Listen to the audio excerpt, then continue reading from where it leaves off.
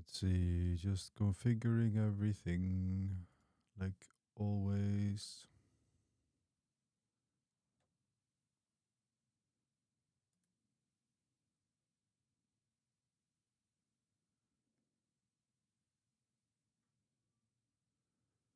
Yep, looks like we're live on YouTube.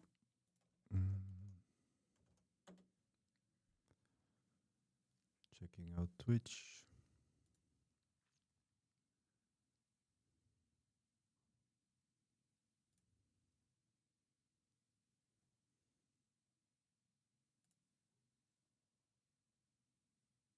Yeah, looks like we're live there too.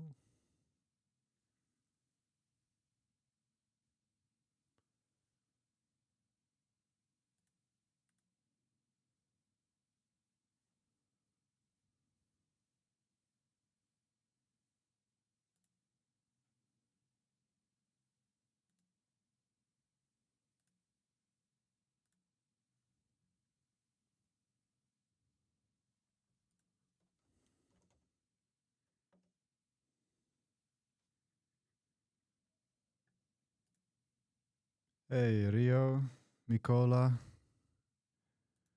Good to see you guys.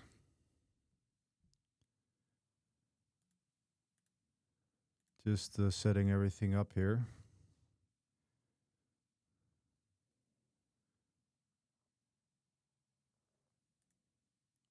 Looks like we are almost good to go.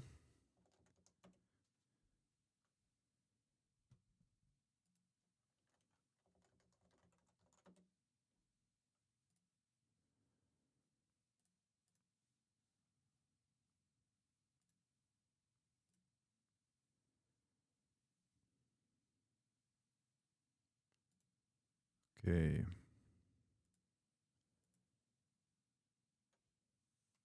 Still all a bit awkward to do the streaming because I'm not used to it. But we are up and running now here on Restream. I can see they're both up. Here is YouTube and Twitch. So now I'm ready to go, basically. Rio, since you tuned in, just so you know, I am here in a dev pod running on my Kubernetes cluster, which contains all of my entire Homelab code. CD workspaces and Homelab. It contains my entire Homelab, and it's actually running on my Homelab cluster too. So this is just so amazing. And from the dev pod, I can do kubectl get namespaces, and now it's actually calling the Kube API from the cluster itself. It is so cool. Going meta is the only way, yeah. Yeah, this feels next level. So it's really cool. Thank you so much for showing me this. I got Flux going, got my kubectl, and yeah, we still need to get into the kube config stuff. For now, I just pulled it in with a private repo. But yeah, this is just so freaking cool. Like I'm managing my Kubernetes cluster from this little pod here. And it feels amazing. So what I'm going to do is I started Wallabag a while ago. I don't have Kubernetes, of course. So brew install Kubernetes.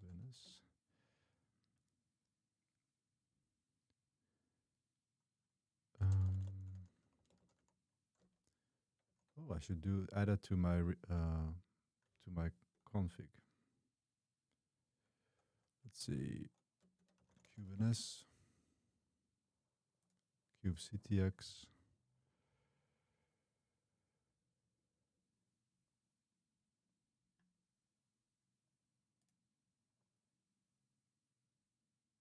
kubectx, yeah.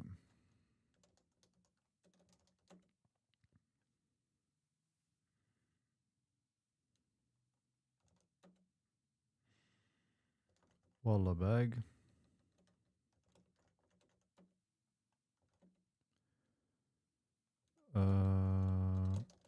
So the status on Wallabag last time was I got it running, but the problem was that I didn't see any images when I was in there. And let's see.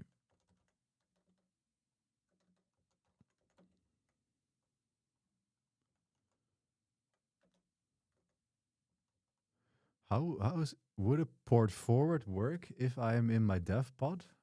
Well, one way to find out. I mean, that's not gonna work because the local host. That's actually something to consider here. My local host is not in my would not be in my local machine. It would be my pod that I'm running in. So I would also have to do a port forward over there probably. So not completely gone independent of my local configuration here. Um,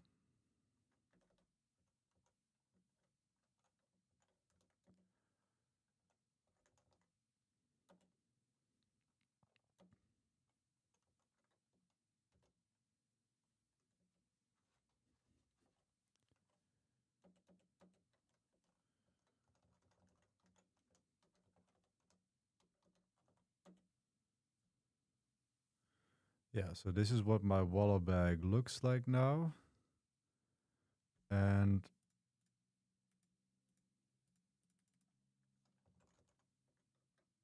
I had I had some sort of password configured, I believe. Um, git switch. Um, feed deploy Wallabag.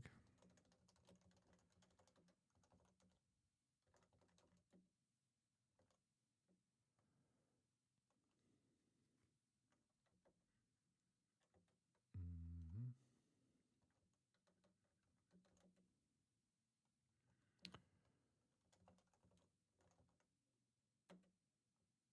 Let's see. I had a secret ref and a config map, and then the secret is probably in my key vault then. So going to my Azure Key Vault.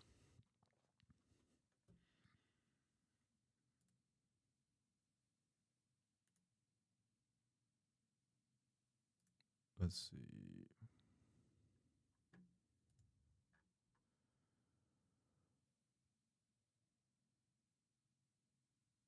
Wallabag.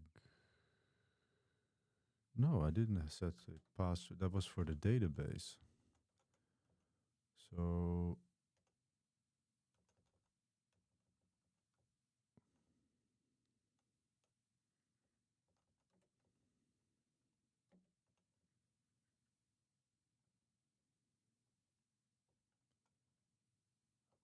config map.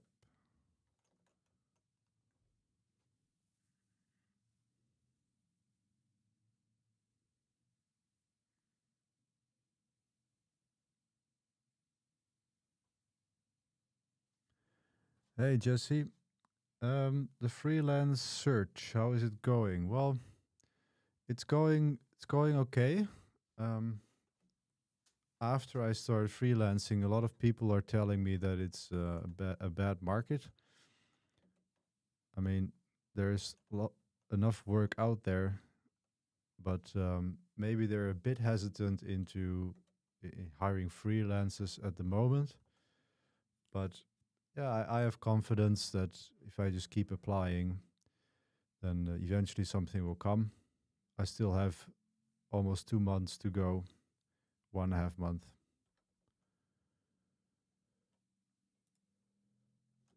Let's see, Wallabag. There must be some sort of password. Default login is Wallabag, Wallabag. Okay, here we go.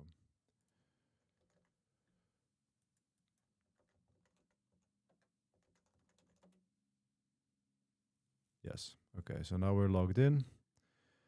And now we're seeing that there is, like, this does not look right. There are no images.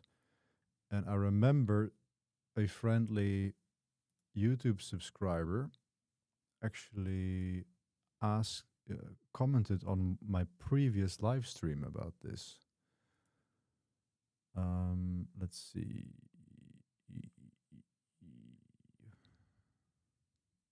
Live.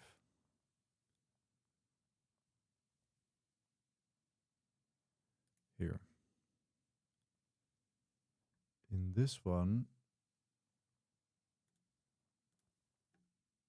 I should be able to see the comments.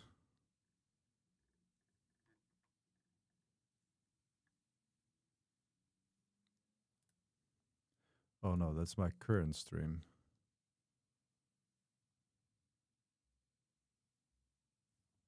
This was it.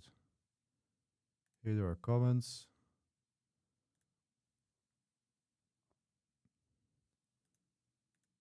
Oh shit, no comments? I was sure there was someone commented about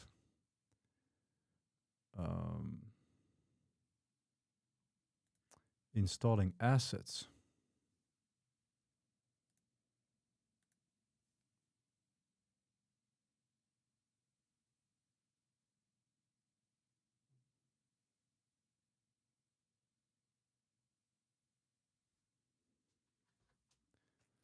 Thanks for the kind words, Charlie. Thinking of just cold emailing companies to try and get work, small businesses. Yeah, I mean, I'm thinking of the same. I recently discovered that might be illegal. You have to check out the laws for that. Because in the Netherlands, you're not just allowed to start emailing companies out of the blue, apparently. There needs to be a real reason for them to be in need of your services. So figure that out. What I'm currently doing is I'm just spreading the word in my network and hoping for some referrals. And I have been getting a bunch of referrals already. It's just going a bit slow.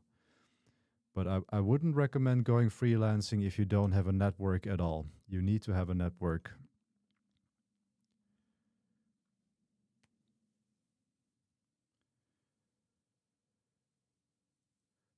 What's the Wallabag exactly? Well, Wallabag is an app where when you see articles on the internet, you can save the articles into the application and they'll be stored there forever. It's basically a read later app, and I want to store all of the articles there. So I'm sure that if an article I want to read is like deleted for some reason, then I still have that version of it in my Wallabag that I can still read it for later. Yeah, Mikola, I do have. It's not. It was not a. It was actually a comment on the video itself, and I see those here comments, and there's no content available, and it came later, so I don't remember where that was, but there was something about Wallabag install asset.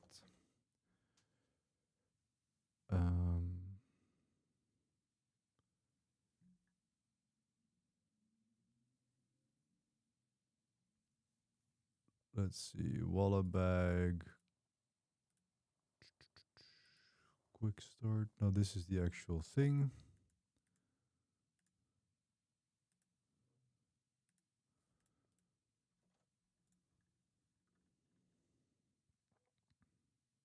Installation Wallabag. So here's something with asset.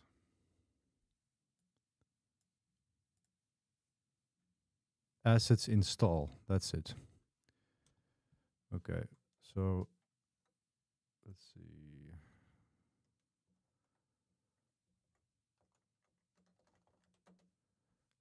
Pulling up my note here about Wallabag. Here I had this thing that I had to run to initialize the database. So there's the bin console command. So I assume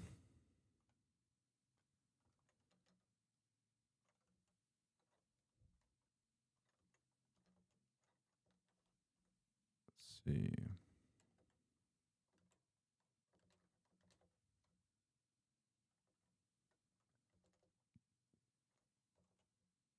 Bin console. And then assets install.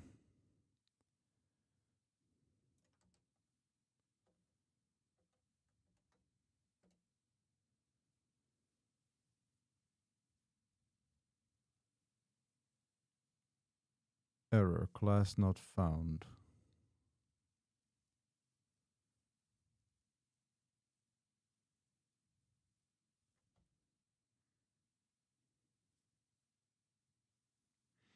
Yeah, this is an official container image. And why it would be missing, I have no idea.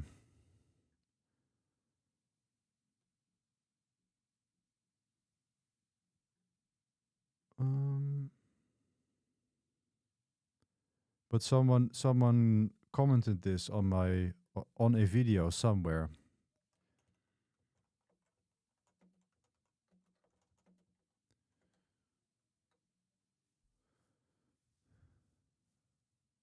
Console assets install. So are there?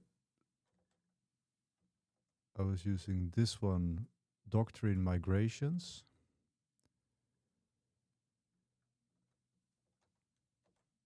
Yeah, this one.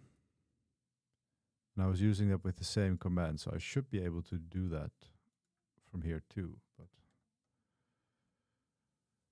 maybe it's not included in this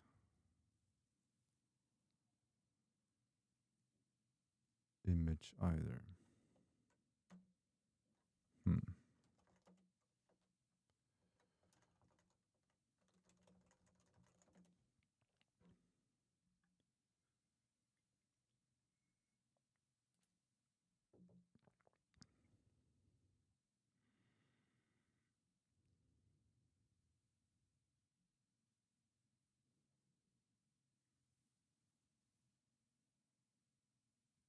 Check the network logs in the browser. Maybe you have course issues.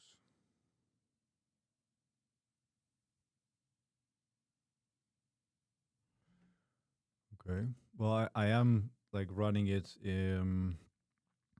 through a port forward, so maybe that can be an issue. Maybe I just need to run it properly with an ingress, or even better with a Cloudflare tunnel, because that's what I plan to do anyway. Because you do have to set a URL for the thing. Let's see. Where are the environment variables? Docker hub. Pom pom pom.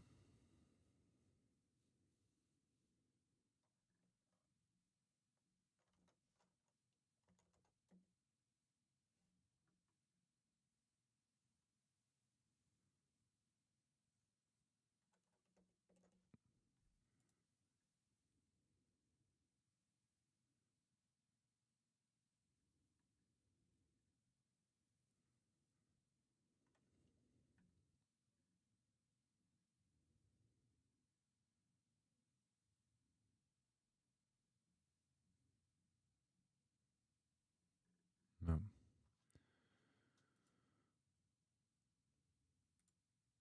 Because here in the quick start, let's see the browser logs, like he said, like Rio said.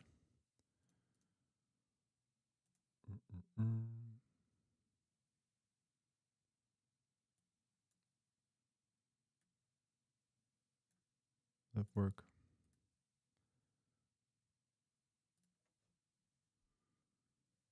See, add.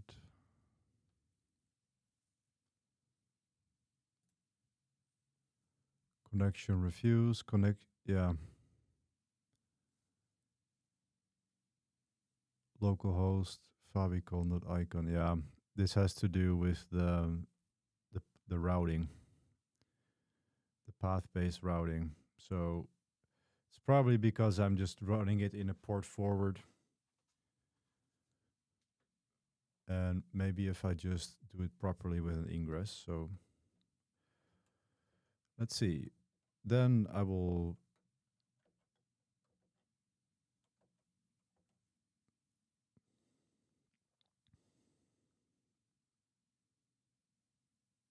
yeah.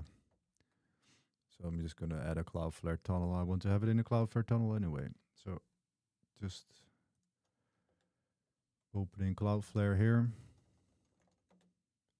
And that shows some details that I want to show on the stream.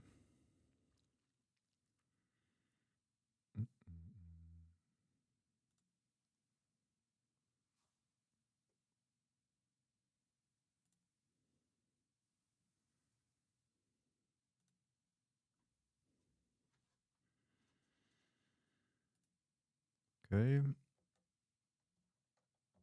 Then it is tunnel Cloudflare D tunnel create Wallabag. And I also think this does some output. So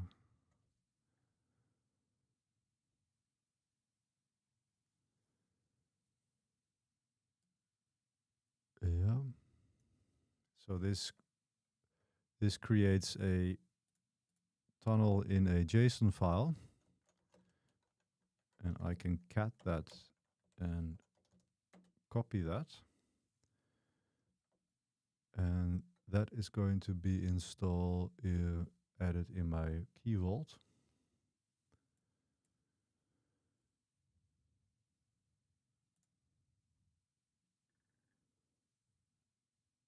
Melee Cloudflare tunnel. So this is going to be Wallabag Cloudflare tunnel.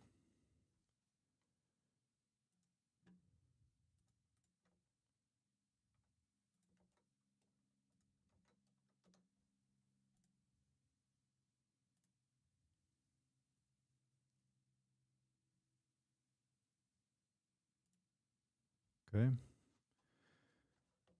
Then I will have to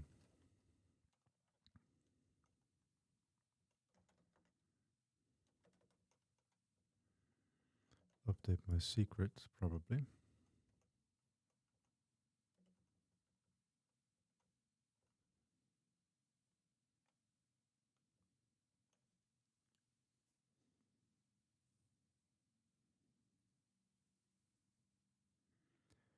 Monthly costs of key vaults. It's completely for free.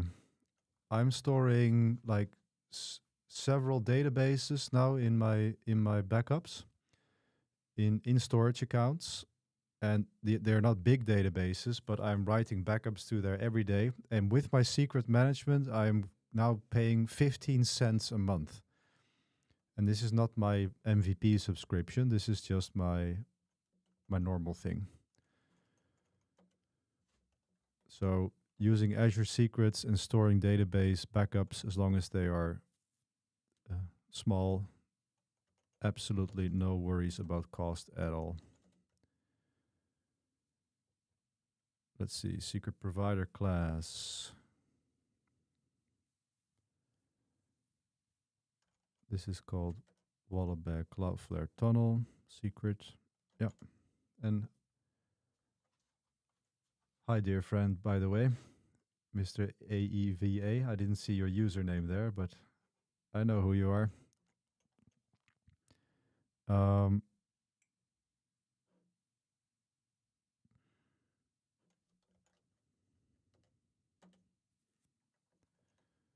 Then I'm going to add the Cloudflare tunnel here to my deployment. Namespace can be deleted.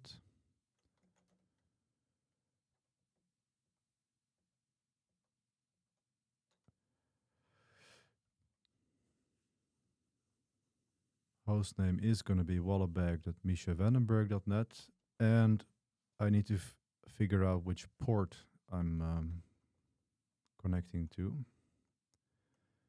So have I set up a service yet?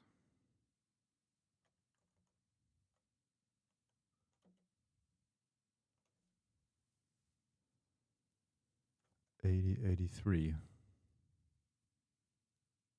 Yeah.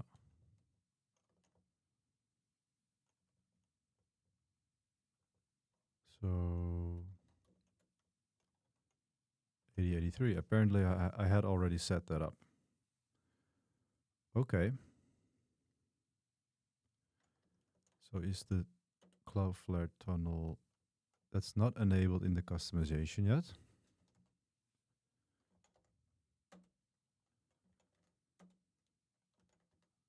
So with that added,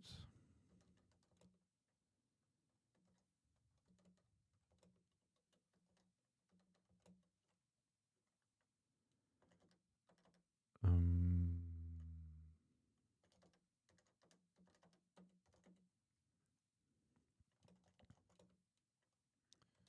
let's see, I keep forgetting what the apply K.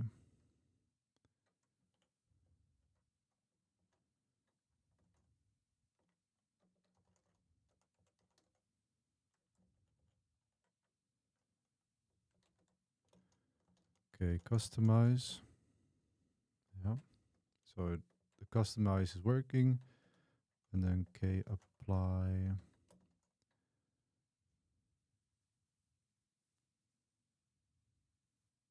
That's it. K apply K dot.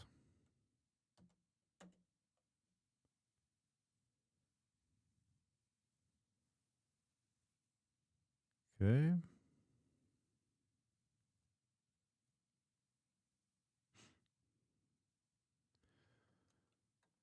So now I should see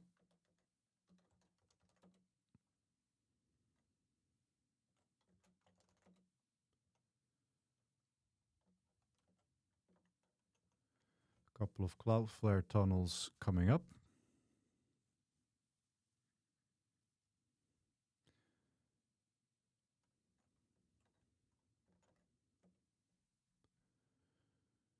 And the tunnel ID is this.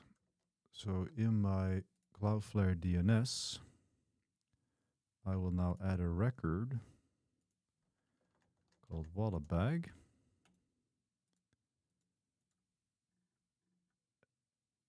And the IP address is the tunnel. Almost. It's not exactly the tunnel. It is the tunnel ID and then a .fargo tunnel.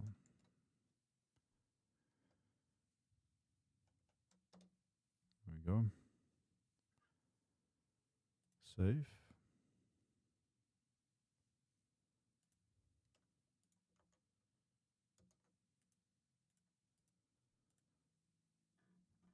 Oh yeah, it has to be a CNAME record.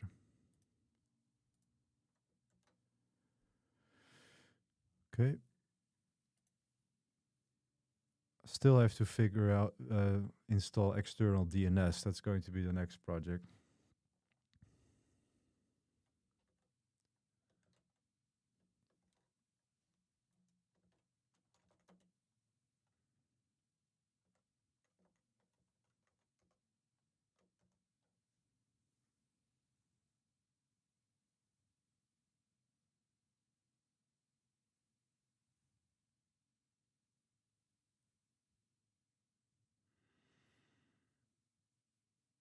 Okay, some problems with my secret configuration. And I'm missing an origin cert.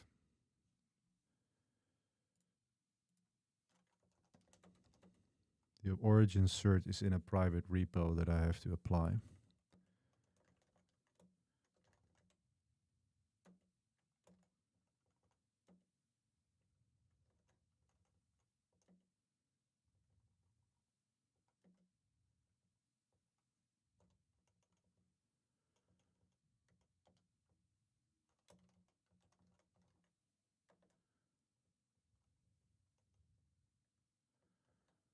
Let's see.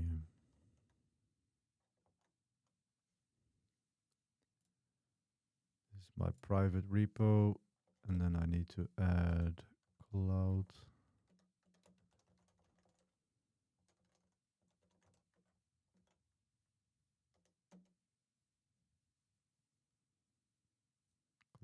cert.yaml.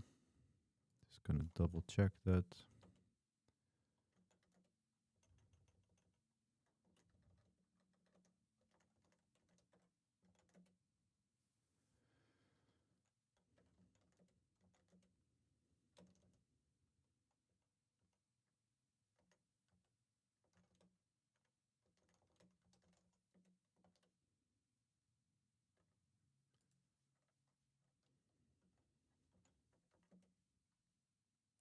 Okay, so now the cert is added. Then we had an error with failed to get secret provider class Wallabag Azure KV Cloudflare.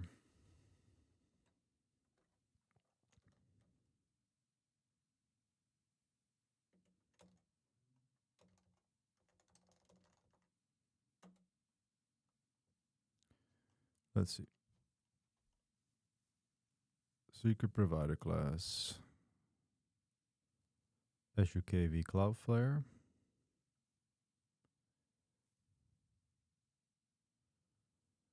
Object name is Wallabag Cloudflare Tunnel.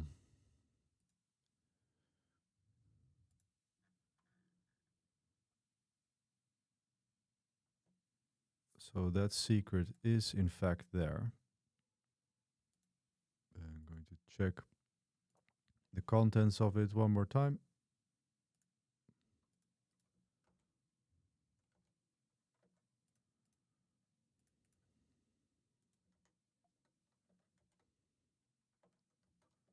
Yeah, that seems to be correct. So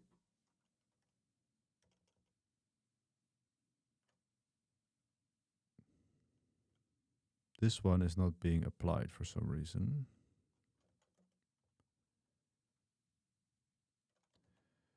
The Cloudflare pod needs to mount the secret. Maybe there is a problem with that. Oh yes, I have cert manager.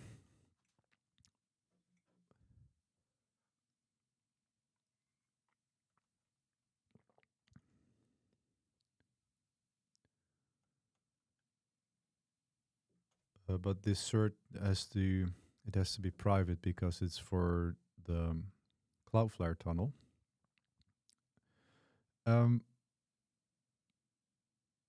Deployment. Yes. So the problem is that I'm not mounting the other secret store yet. So if I pick my LinkedIn deployment file,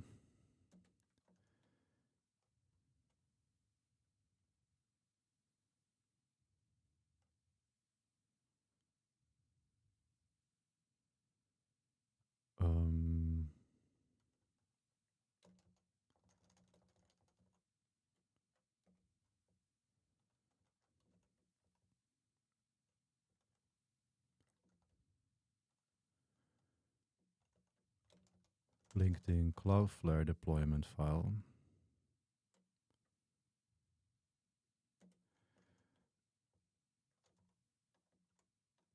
Then here you see I'm mounting this secret called Azure KV Cloudflare. And I need to do that in my Wallabag Cloudflare.yaml. Also needs to mount a secret called Azure KV Cloudflare.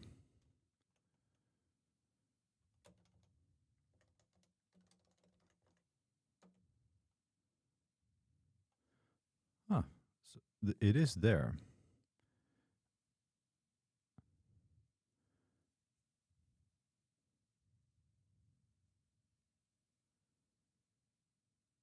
Secret provider class Azure KV Cloudflare is there. Is it actually created?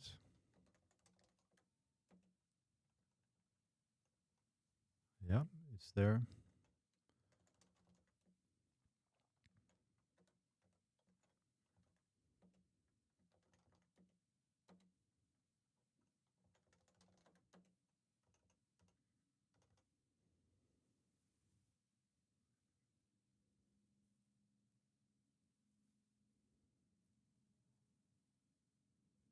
Hmm.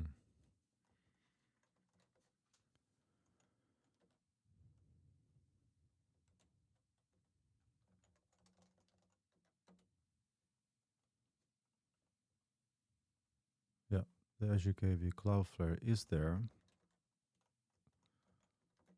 So let's try and apply it again now.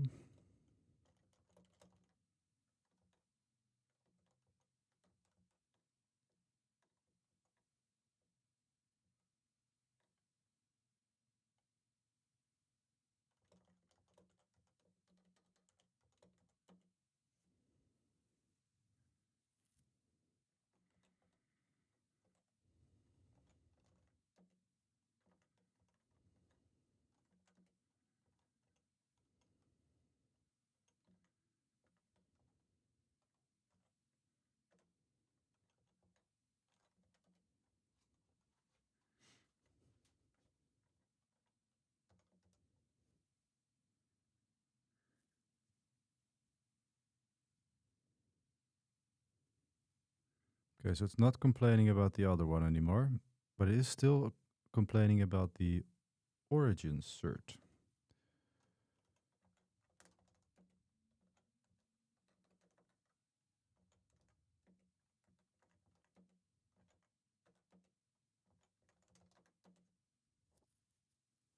Ah, it is not. Oh, okay, that's the problem. I messed up with this sort application. Let's see.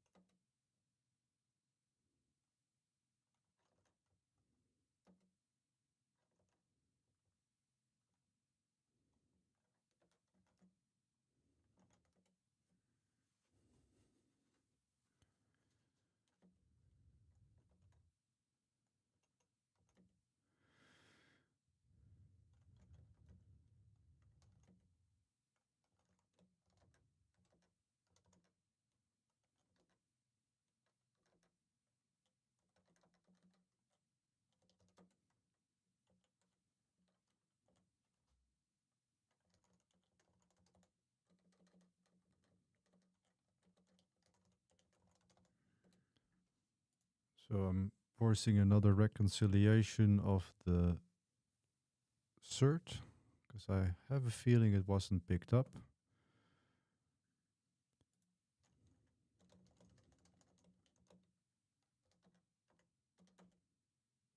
Here we go. Now we see the cert.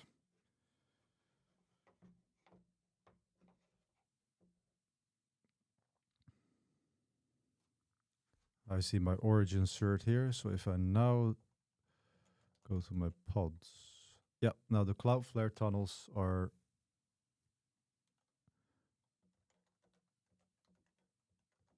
almost running.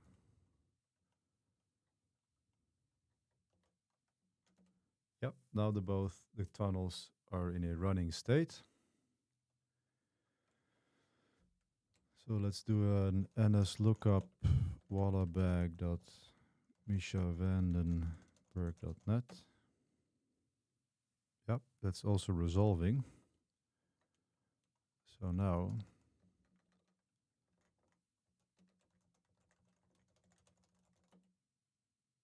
yep, here we go. Everybody who's watching the stream can actually log into my Wallabag instance now.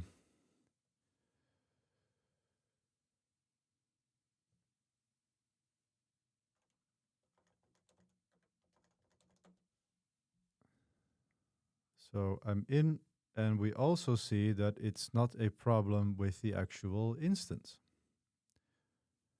But I haven't set the URL yet, so that might be the problem.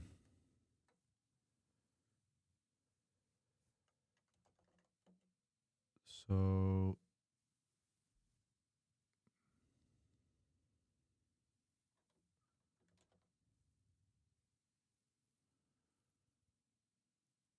Yes, there is this environment variable.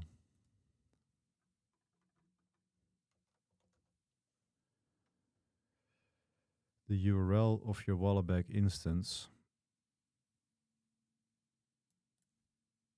Symfony env domain name. So I assume that needs to be set.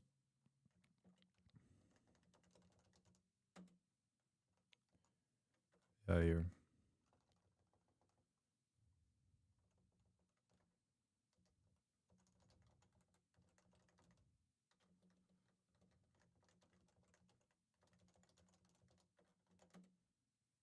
Okay.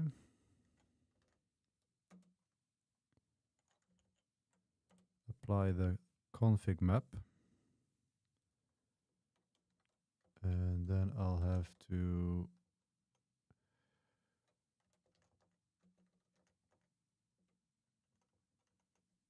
kill the Wallabag pod for a bit, give it a kick.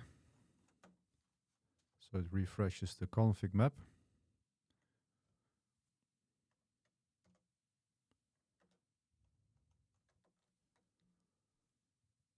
So let's try that again.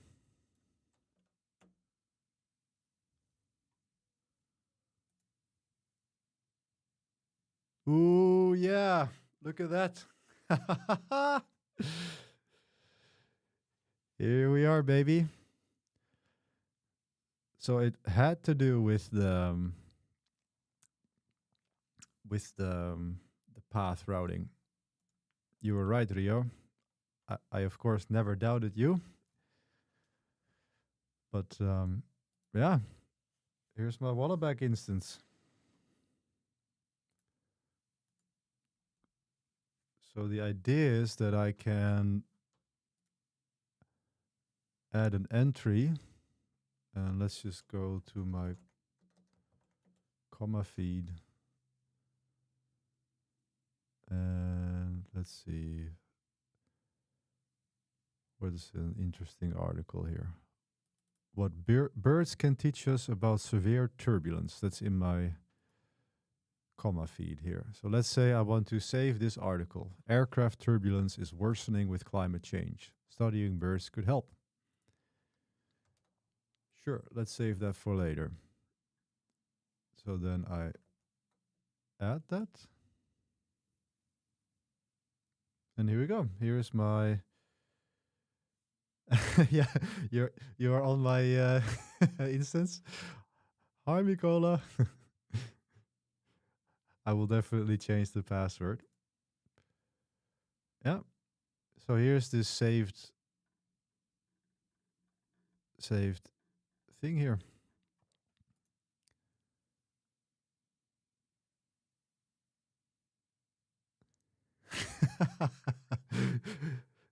Yeah, never clean bathrooms when Misha is streaming, Rio.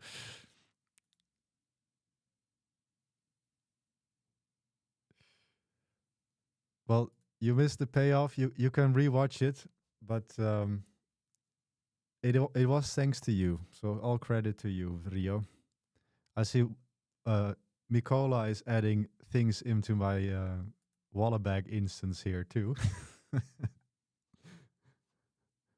So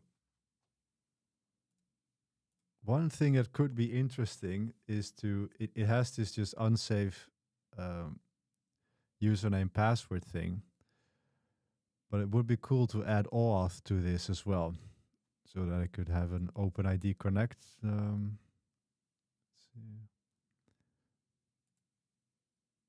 OpenID Connect logging flow config. But this looks good though. They have a mobile app too. So when I'm on my mobile phone, I can save articles in here directly into my own instance. So that's cool. Oh look, two-factor authentication. It already has here.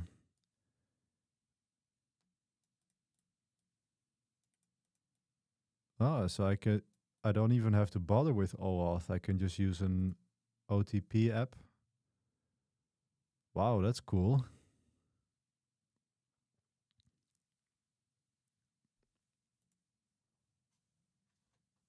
Awesome. Okay, so First of all, I'm gonna change the password, of course.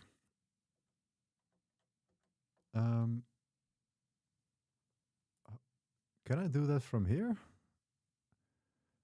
Yeah, I should. Yeah, I should be able to do that from here, probably.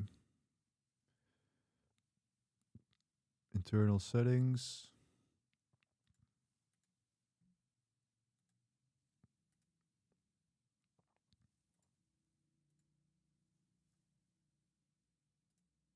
Oh, here, password. Yeah, here.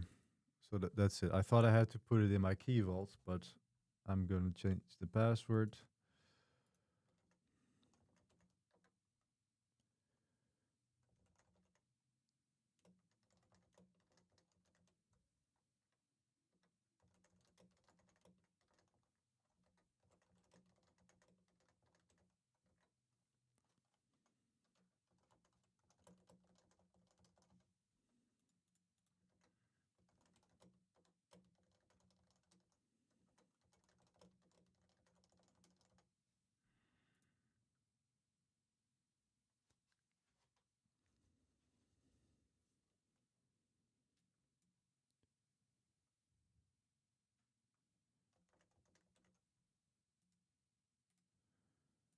Okay, that's now saved. So I'm going to restart the container to disconnect any people who might be logging in. Restart the containers. So now everybody should be disconnected. And if I now go to my Wallabag instance again,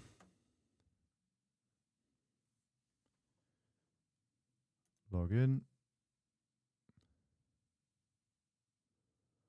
Oh, okay. So remember when I clicked OTP?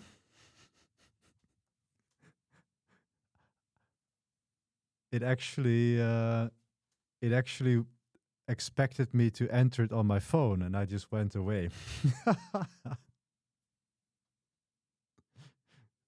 Okay, you're out, so that's good to know.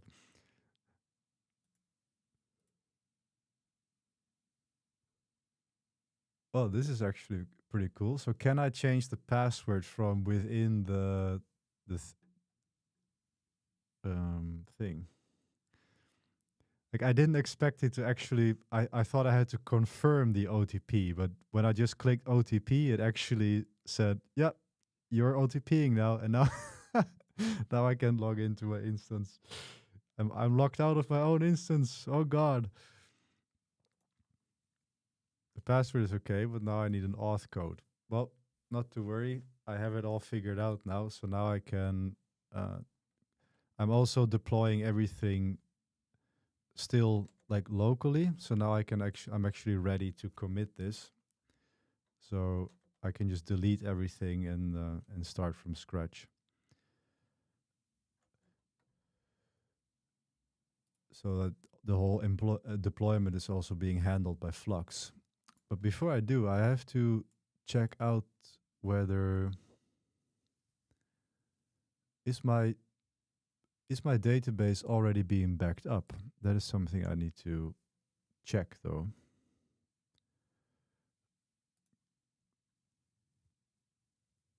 Yeah, here. So if I go to Grafana and I go to my Postgres dashboard and to my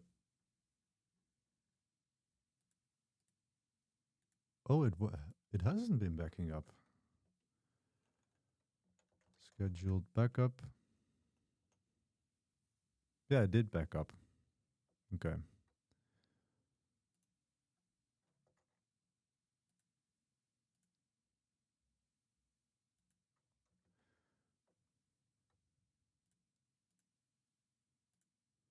Why is that not coming up in my Grafana dashboard though?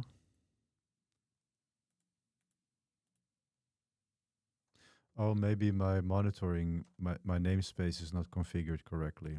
Okay, get ns wallabag o YAML.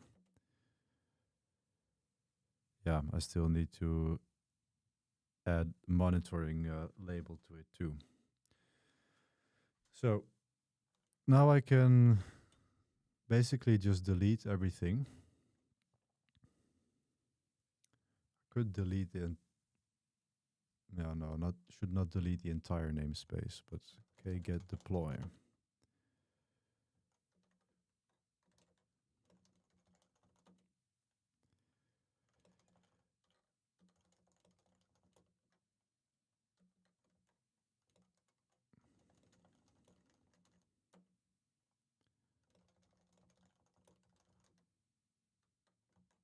Ooh, my completion is a bit messed up in my dev container though. What is that about?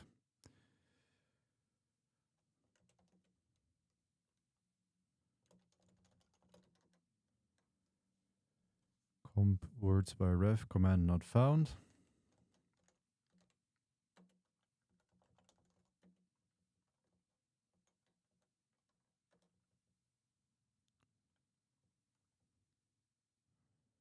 I'm just doing the kubectl completion bash. It should complete properly.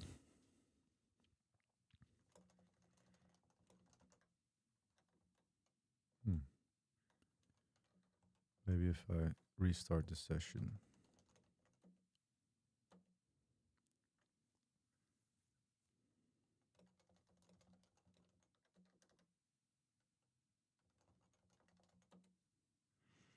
I have to fix that in my dev pod. But let's stay focused here. So my deployment is done. Is gone, I should say. Then I can delete my database cluster. So k delete cluster.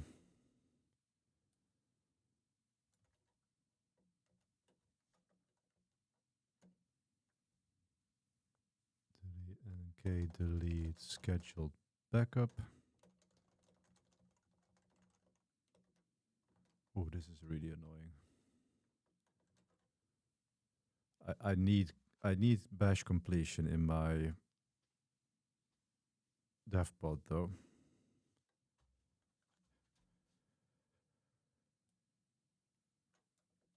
Let's see. What does ChatGPT have to say?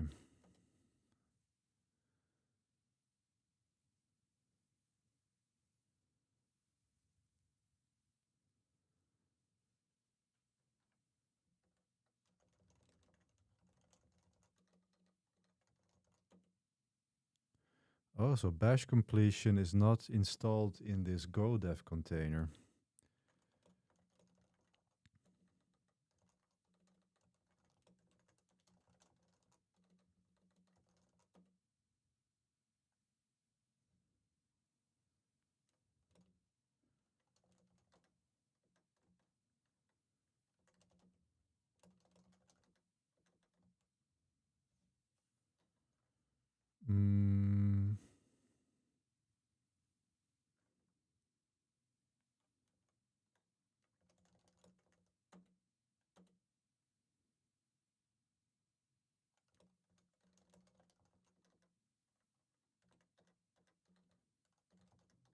Yeah, now it works.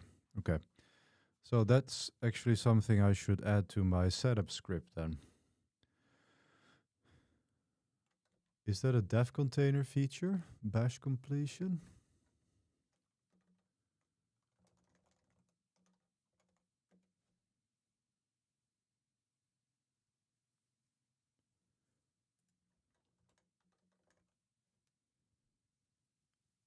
Bash profile, bash command. No.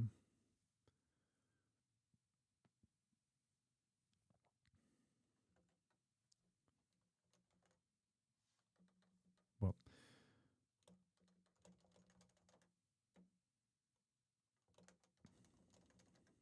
delete the scheduled backup and delete the database backup too. Okay.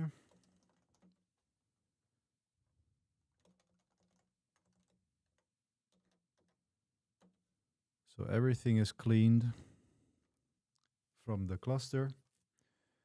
Then I will also delete my database backup from the Azure Blob container.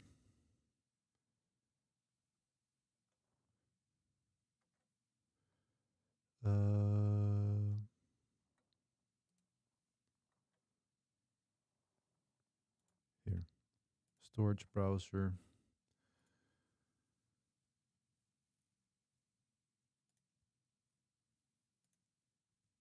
Delete this one too. Okay. So now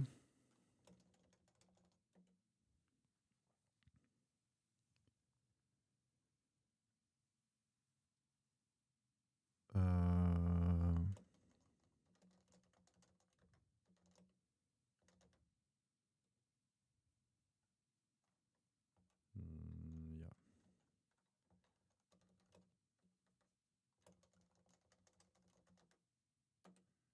Okay. Now we have everything configured.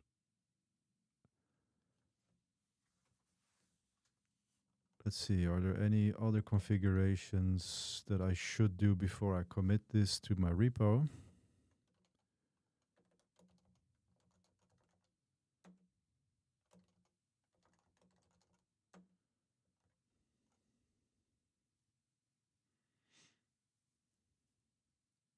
No, probably not.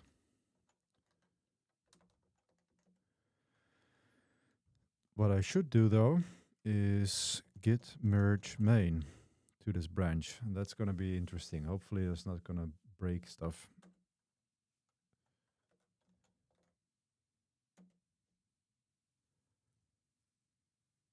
Okay, that looks good.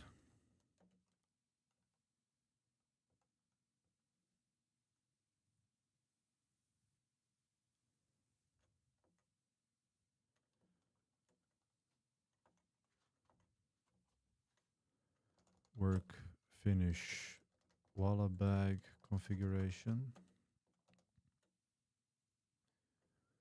So that is now pushed. And now comes the nice moment that I get to create a PR for myself.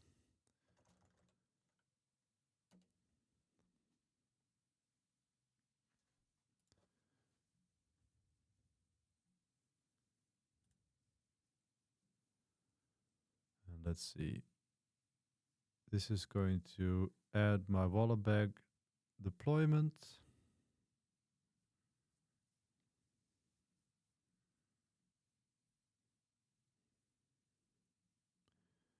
My database cluster.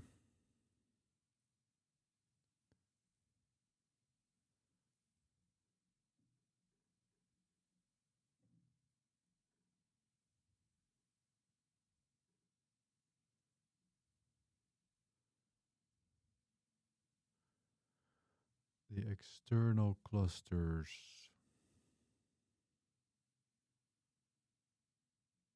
Yeah, that can stay there as an example for the next one. Next time I need to reset the database.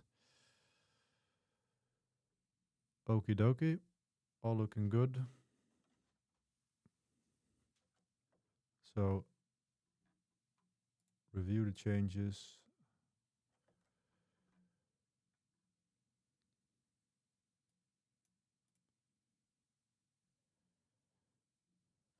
Merge. So now Flux is going to take care of the rest and deploy Wallabag.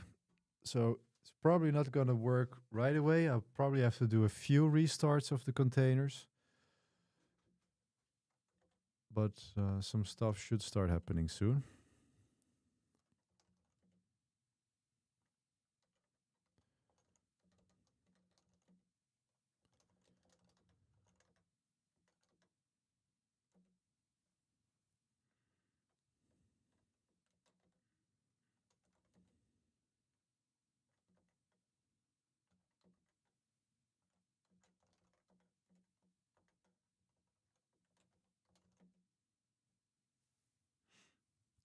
It's now reconciling and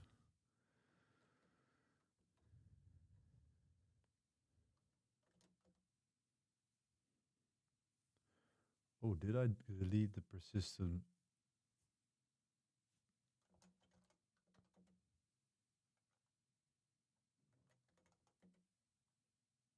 Yeah, I did. There were no delete. There were no persistent volume claims for Wallabag. Okay, that's good.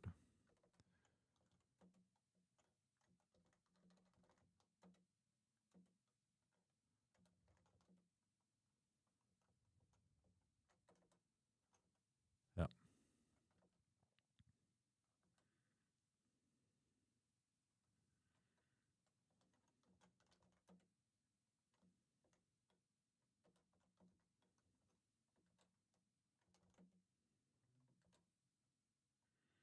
Oh,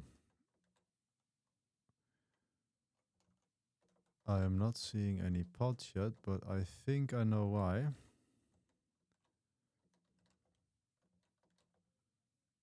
Yeah.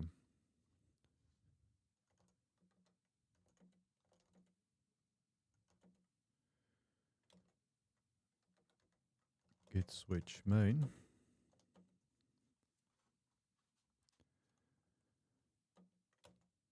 I of course need to add this to the customization file of my production cluster. Wallabag. Feed deploy Wallabag.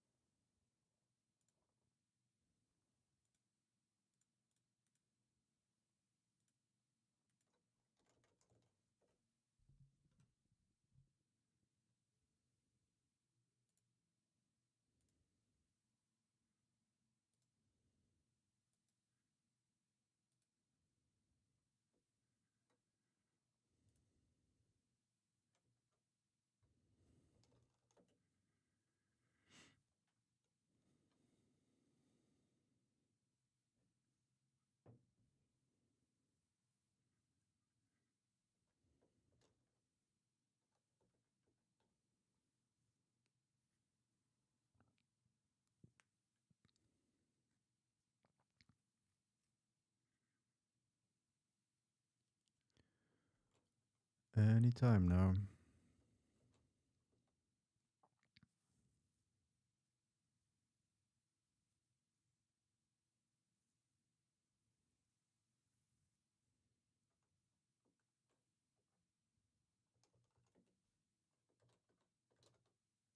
Here we go. Database is initializing.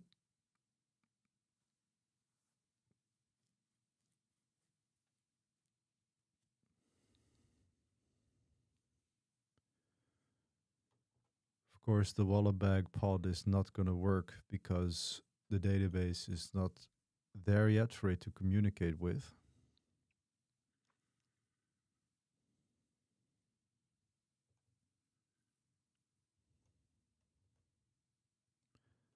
I absolutely love the enterprise DB operator. Like, look how cool this is.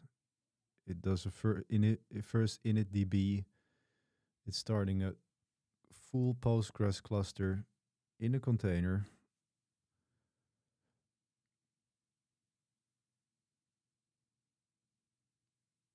And then when it has done the first replica, it just spins up the next three. and then every night it's automatically going to back up the database to Azure for me. It is just so freaking cool.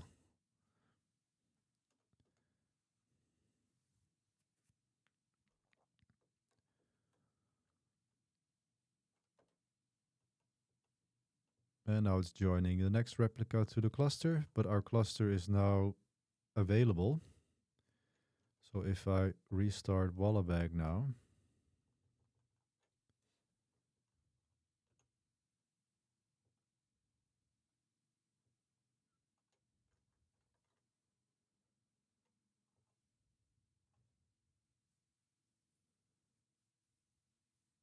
okay, Wallabag is ready. And then I need to do this database initialization command that I had noted for myself.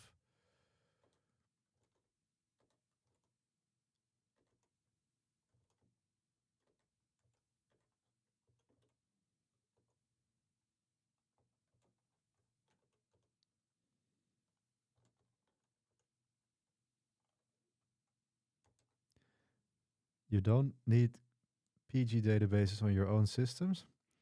Well, that's I actually select my apps on that criterion. I want them to have a database.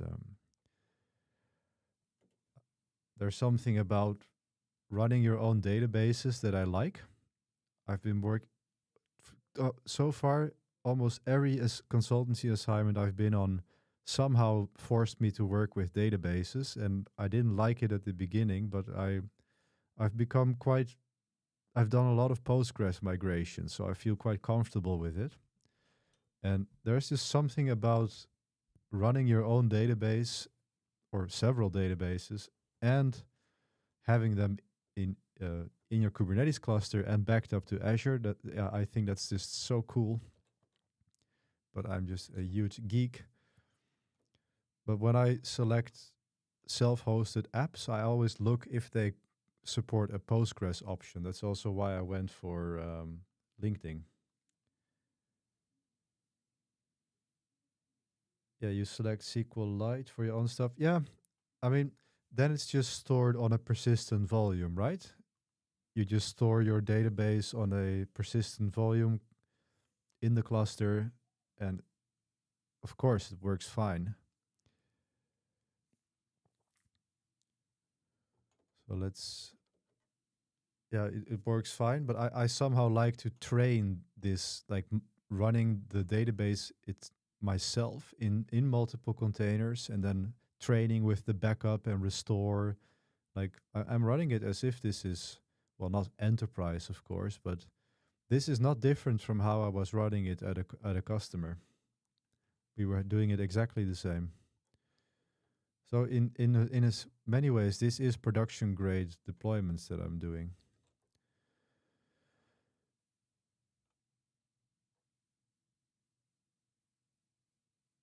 Ah, okay. That's also a good way, though.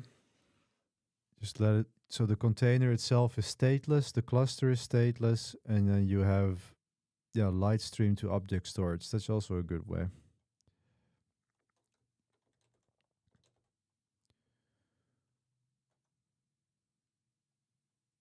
Well, it looks like everything is correct from a cluster perspective. I initialize the database. Let's see what happens if I go to my Wallabag instance now.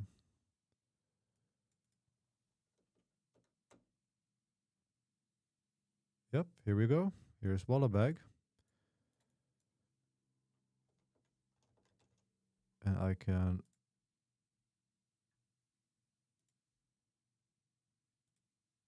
invalid credentials?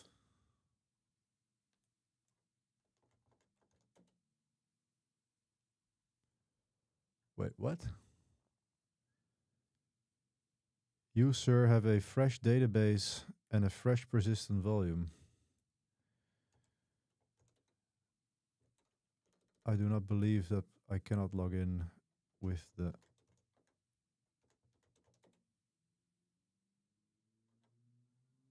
What?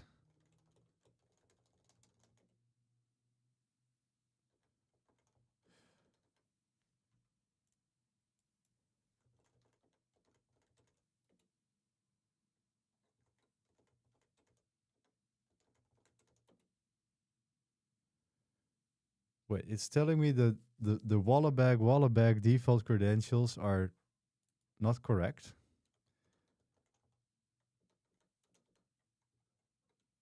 Wait, maybe I just need to give it one more kick. Here we go.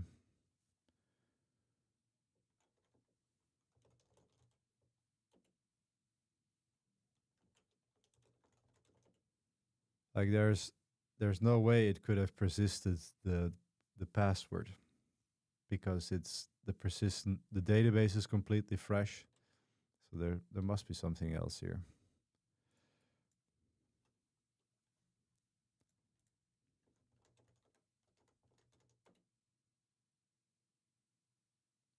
Invalid CSRF token. Yeah, that's it. Okay, so I need to clear the cookies for this probably.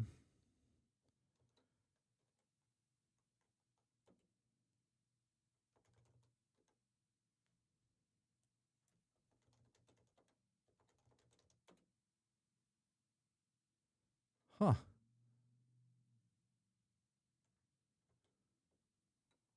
But it was Wallabag, right?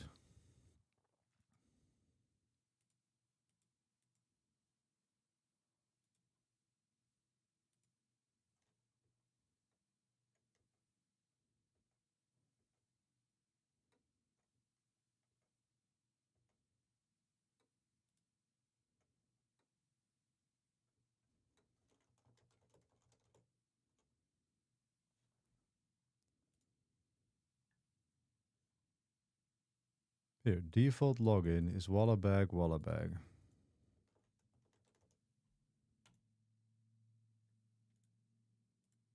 What the heck?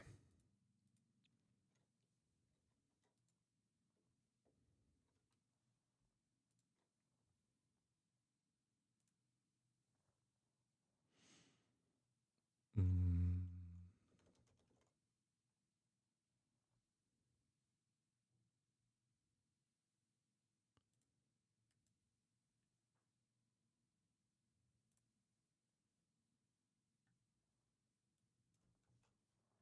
Here, cookies and site permissions, site data.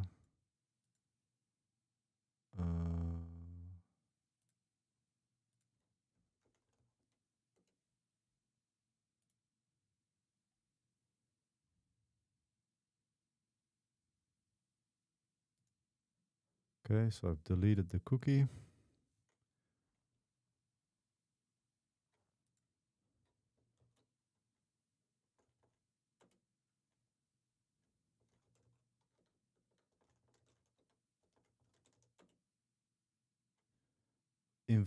How is this invalid credentials?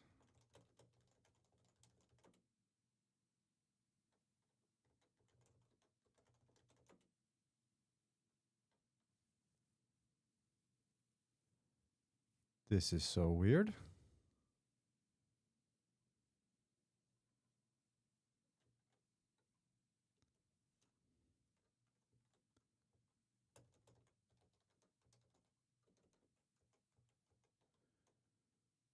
Um,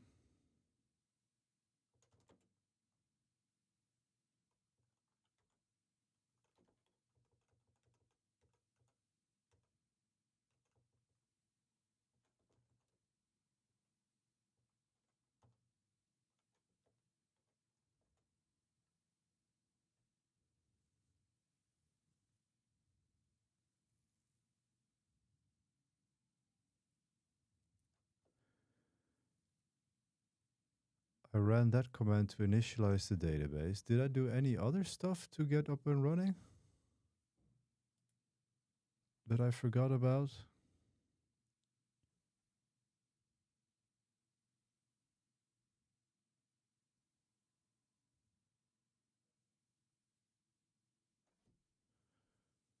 Yeah, you think there's state left somewhere, but it's not taking my old password either. That's the weird thing.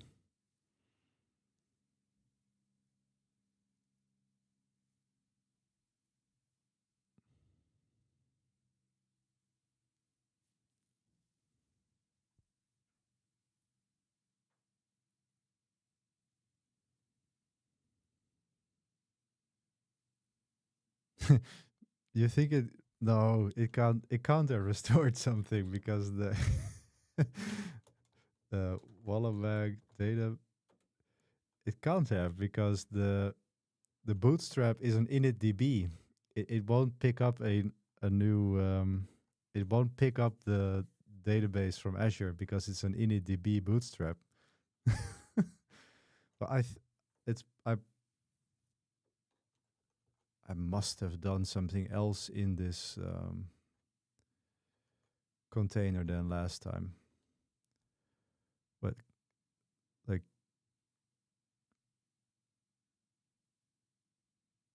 cache clear.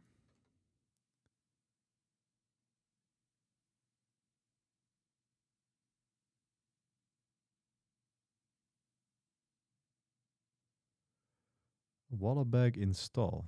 Cool. Oh, here, list all existing users. Let's figure this out.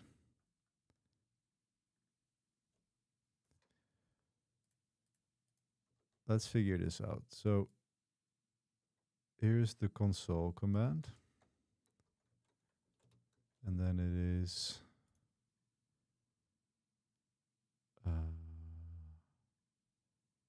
Wallabag user list.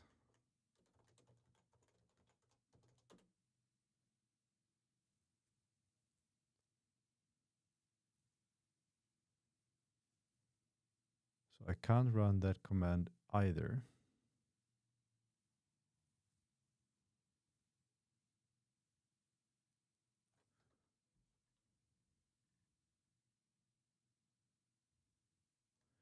Maybe.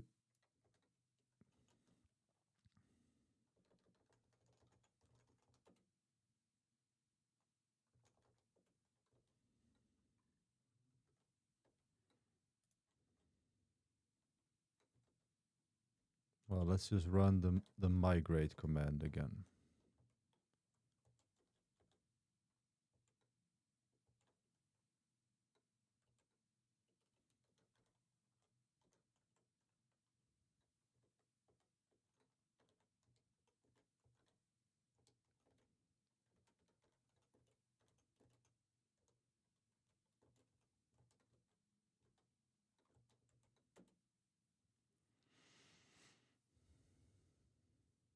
Table already renamed.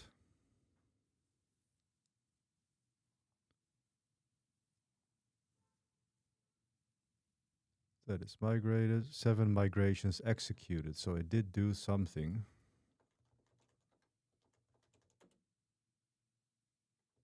Nope. So console user list. That won't work.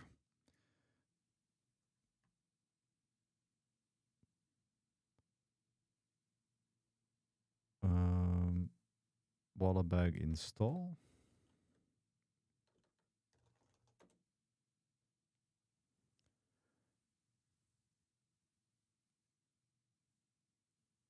This is really weird.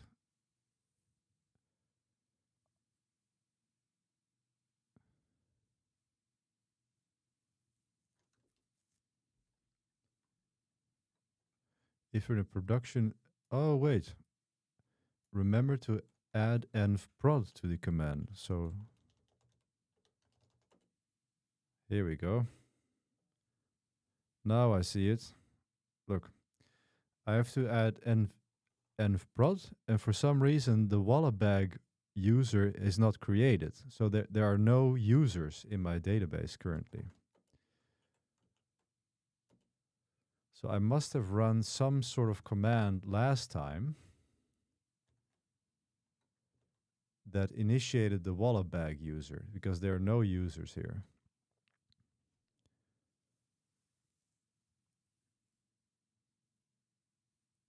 So let's then try the assets install.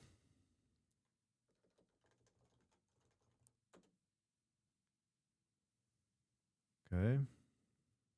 So assets are installed now.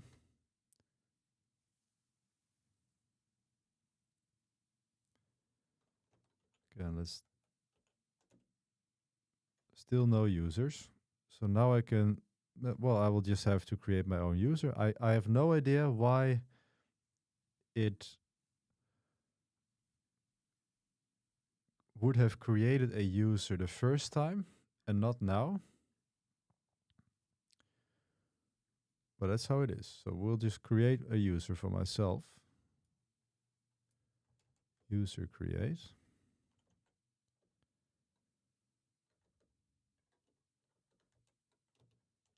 Env equals prod.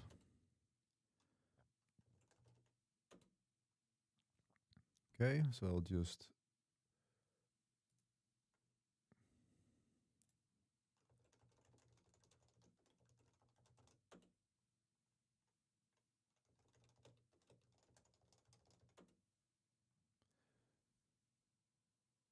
let's see.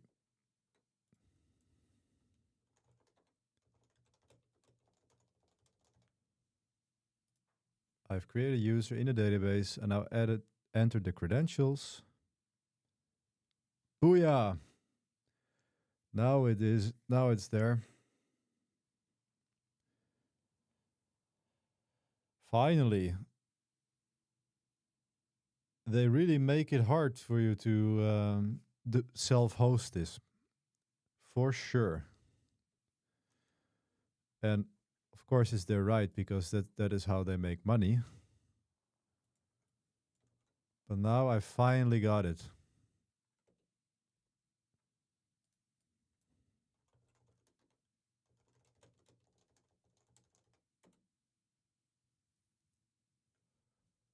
Yay. Welcome to Wallabag. Hey there, Donovan. How are you doing?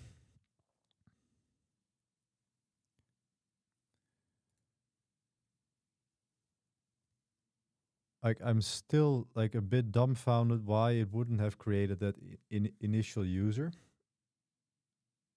It must have been a command that I ran the previous time and that it's not that I'm not doing, that I didn't do now.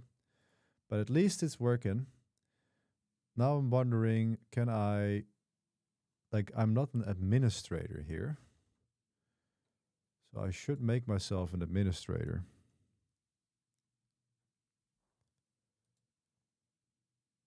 Hey, you're watching my new course? Hope you like it. Are you watching my course and the stream at the same time?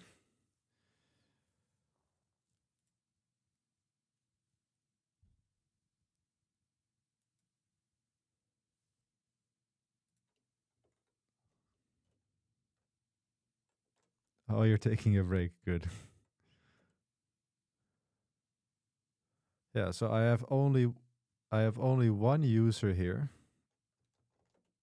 And he is not an admin, and that is probably okay. It doesn't have to be an admin, but maybe that's why I'm also not seeing other users here. But can I then now,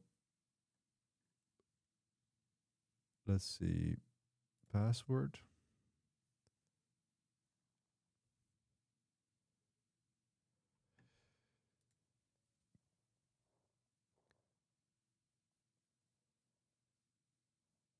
Where was this setting where I could add an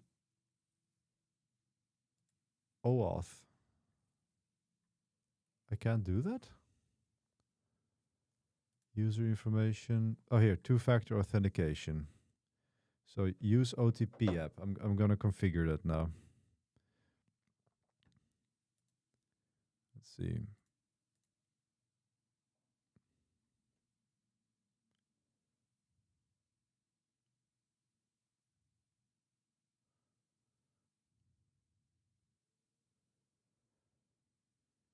Taking my phone and then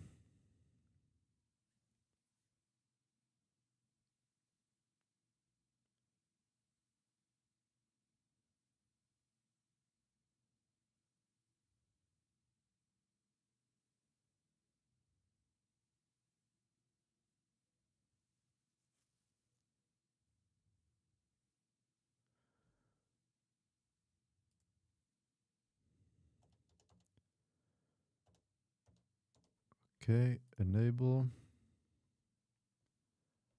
Okay. So this is now enabled.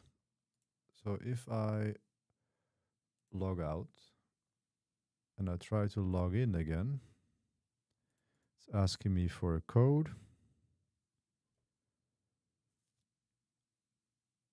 And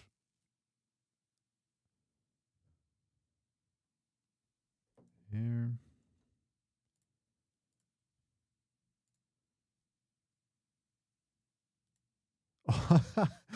Oops. Key provided is shorter than 256 bits. What?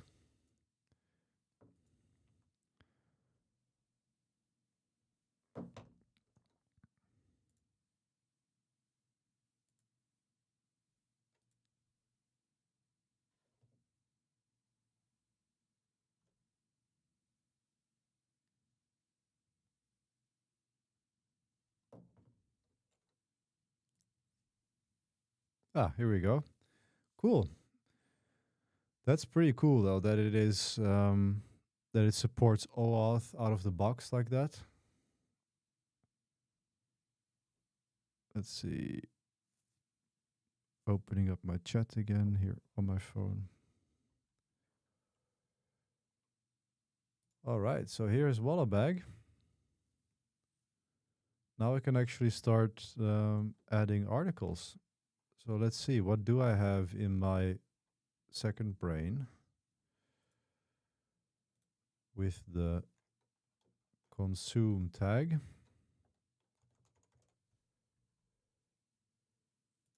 "12 favorite problems, how to spark genius with the power of open questions." That's what I wanted to read. It's about Richard Feynman and about his 12 favorite problems.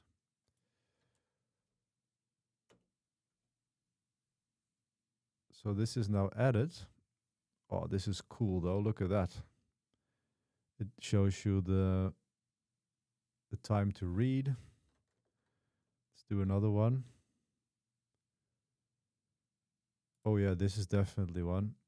A Argo CD versus Flux CD article, which I definitely want to save for later.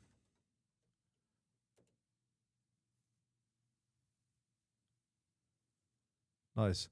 So then there's also a browser extension for this. Let's see.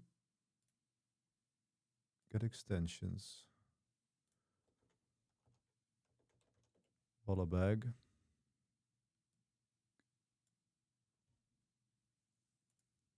Add.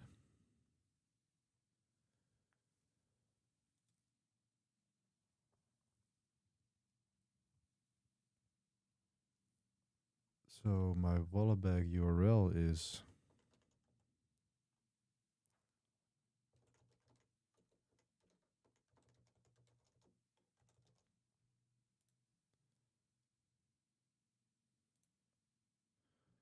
okay. And then I just need to configure the login for it. API clients management. Okay, so I have to create a new client, and yeah, this is how I actually chose Wallabag because of this, because it has this browser extension. So create a new client.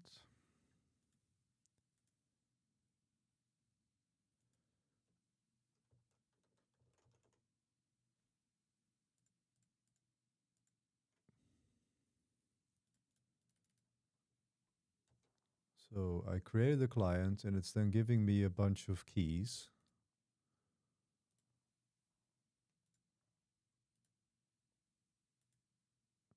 Let's see, client ID. I just enter the client ID like it says. And then the client secret.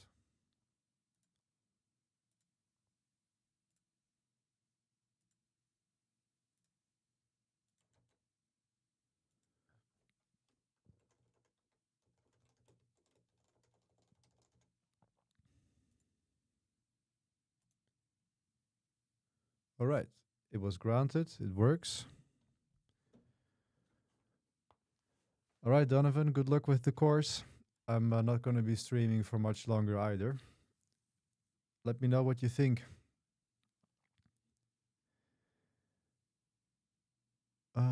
Let's see.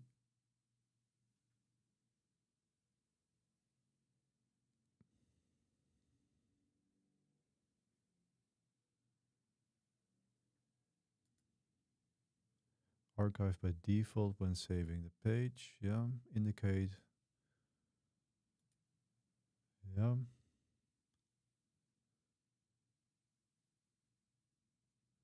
Okay. So now I've configured the extension. So now, when I'm in this article, and I run Wallabagger, enter tags,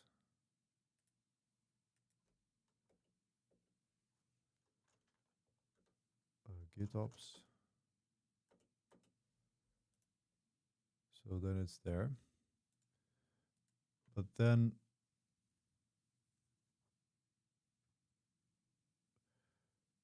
if I now open a new one, so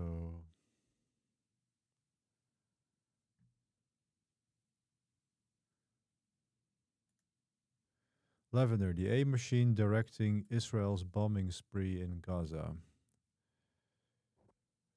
It's not the most happy article to save, but it is in my to read list. So let's run this.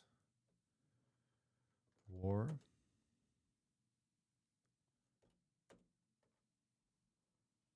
So let's see if it is now saved.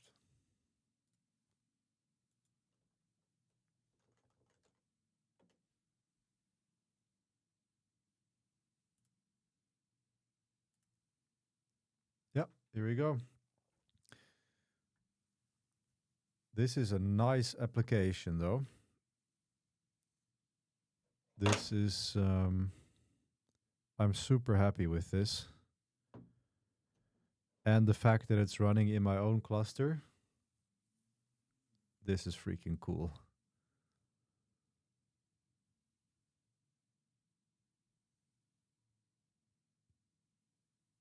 So if I open it now, here you just have the article and it's completely saved for later. I will always have the images and everything available to me, all of the text forever. And it's just a really good read later app. Everything is saved and it's going to be saved to my Azure Dev, to my Azure Storage account, essentially. This is cool. So let's see if we can see a bit how the database looks like. Let's see, shell.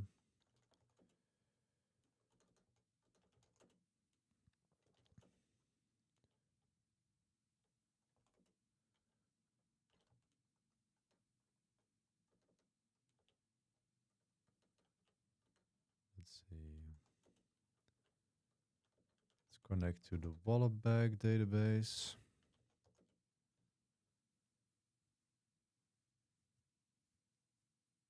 So there are my tokens, tags, annotations. And is it entry? I inspired you to redo your own lab. Wow. It's it means a lot to me that I could be of inspiration to you, Rio.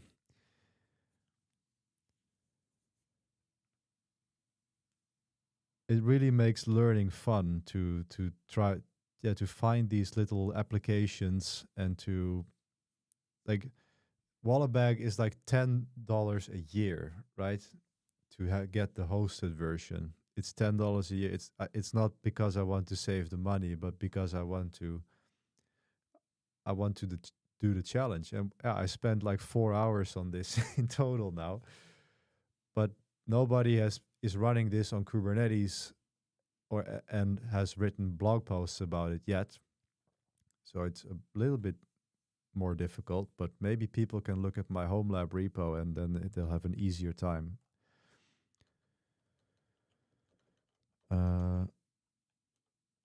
select star from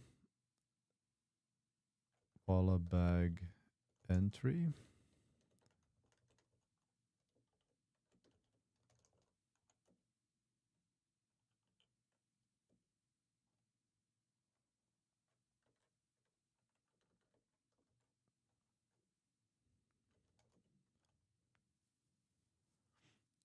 There's nothing in the entries database though. So where is it storing it? It's not storing it in the container, right? That would suck.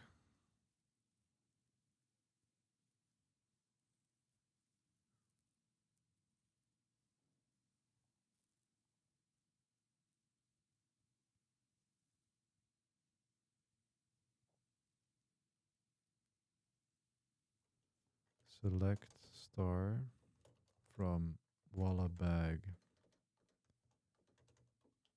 entry tag.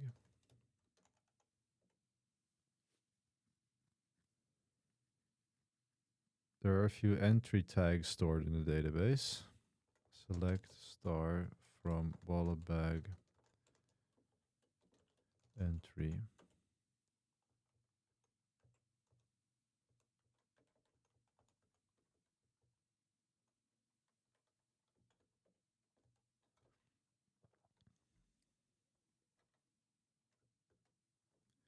I mean, it must store them in the database.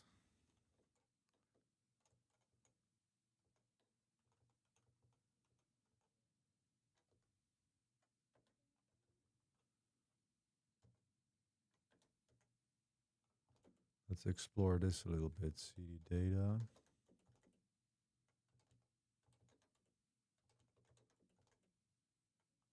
There is an SQLite database in here though.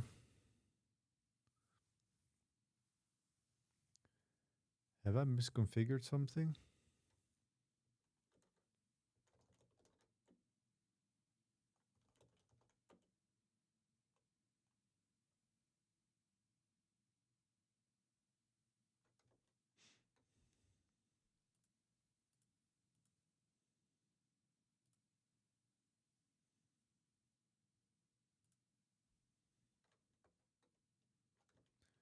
Let's see. Show stored articles from Wallabag database.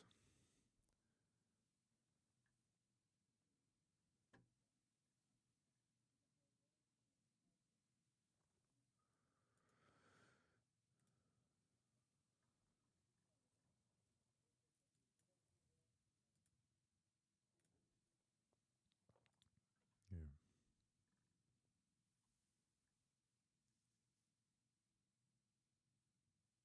Okay. Export all entries for a user.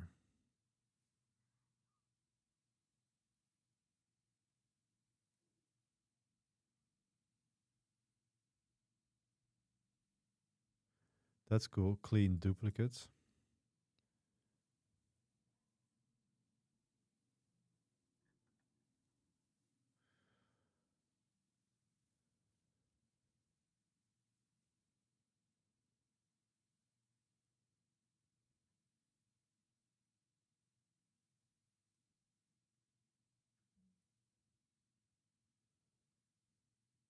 I mean, it's very easy to test this actually because if it's stored, if it would be, there's no persistent storage, persistent volumes here.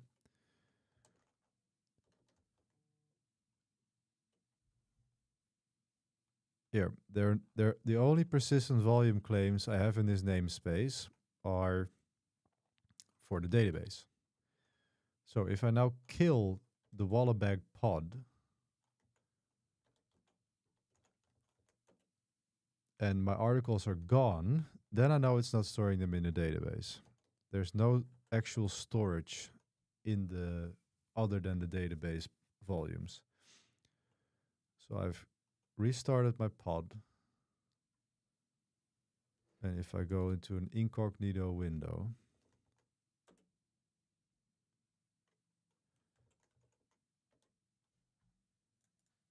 let's log in. by auth code.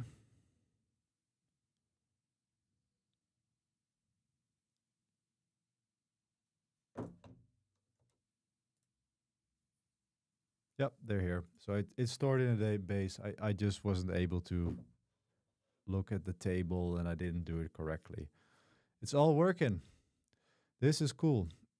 Super happy about this. Now I have the browser extension configured. Everything is set up nicely. Let's double check the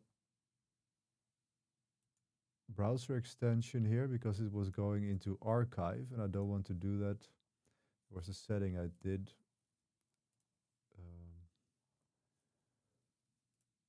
Oops.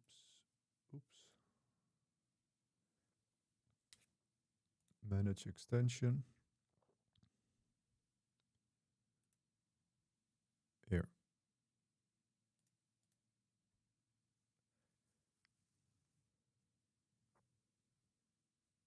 Okay, so now it's done.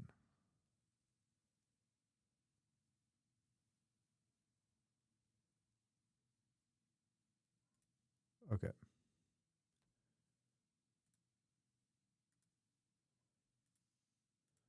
So one more test. OpenAI scaling to 7,500 nodes. This is a pretty cool article that I still want to read for sure. So adding that here, Wallabag, Kubernetes, AI.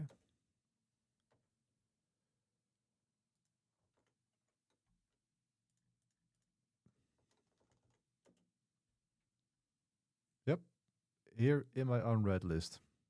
Works like a charm.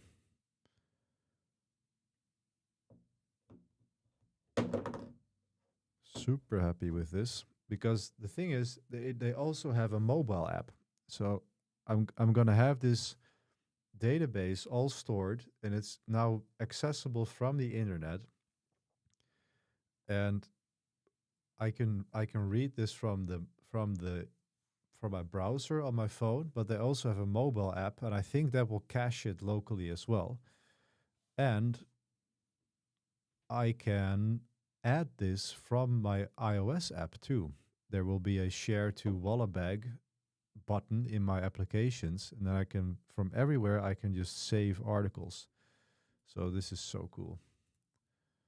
Super happy. I'm like I was doubting whether I should finish this application, but it's definitely a good asset, good addition to my home lab here.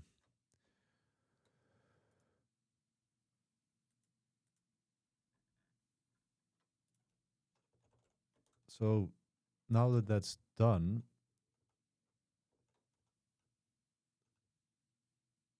there's always this time where I just set things up quick and dirty.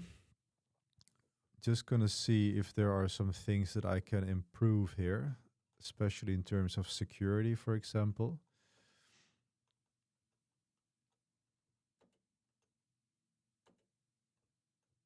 Like the security context is, at least it's not allowing privilege escalation.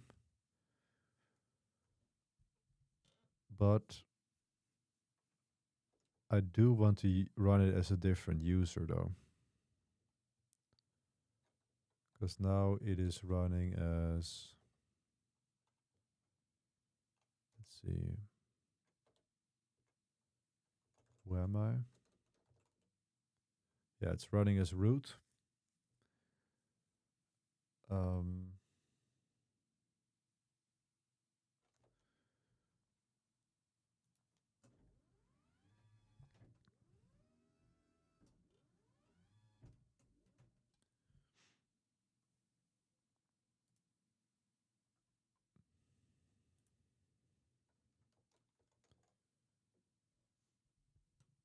Database user.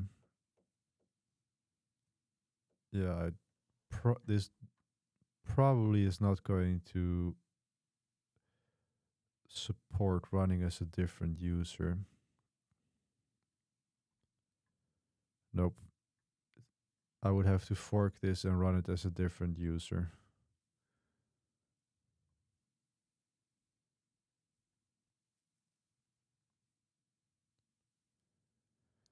Because, wait. Like I'm doubting now. Maybe Rio, if you're still there, maybe you can confirm. But if the Docker file does not say user, then you can't just do run as user in Kubernetes, right? Then it's just going to break.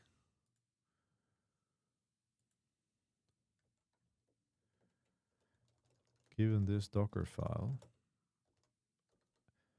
can I just do run as user?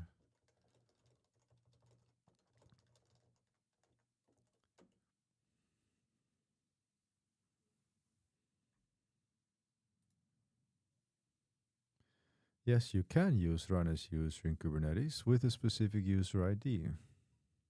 Okay. Check etc password. You can start the container as any of those users. What?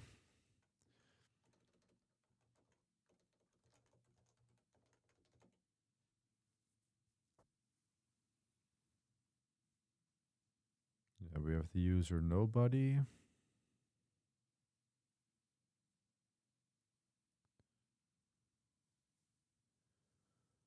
So there's no user called Wallabag or anything. There's Postgres.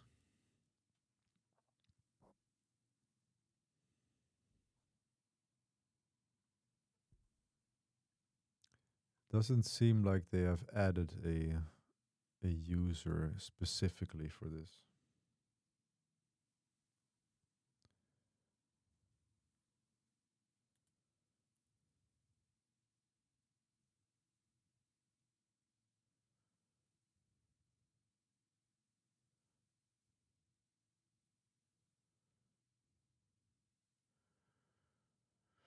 But now this, who owns the data, dear? Yeah, good question.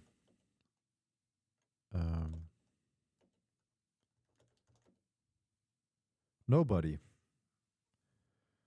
Nobody owns it. So then I should be able to run this as user nobody, which is this one.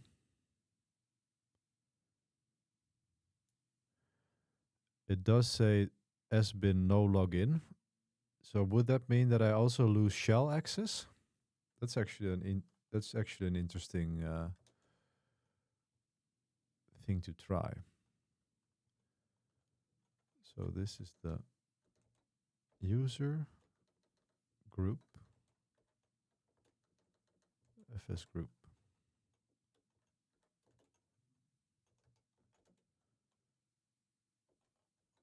Security context, fs group. I keep forgetting that one.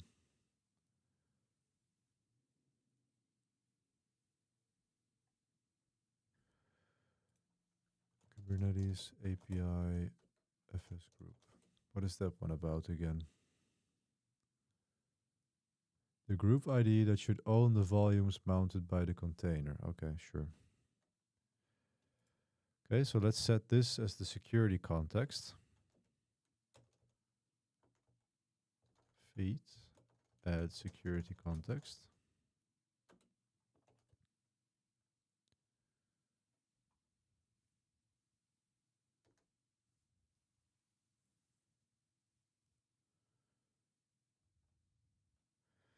So this is going to be interesting to see if I can then start a shell.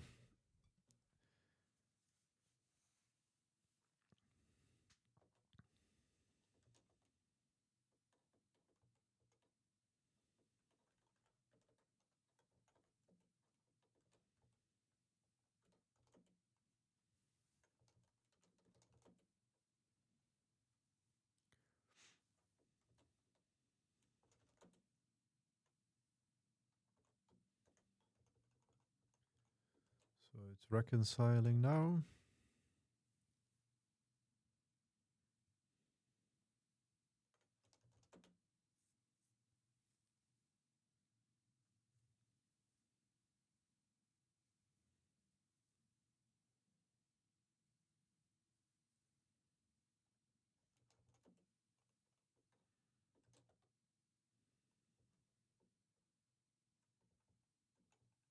Yep, now it restarted.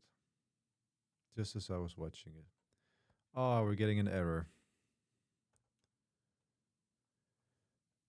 Entry point. Can't create etsy php wallabag.ini. Permission denied. Yeah, so it's running the entry point sh.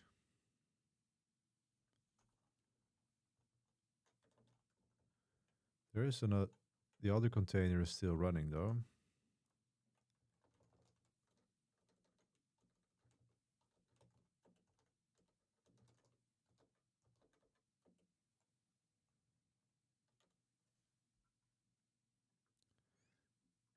Yeah, it's a PHP app.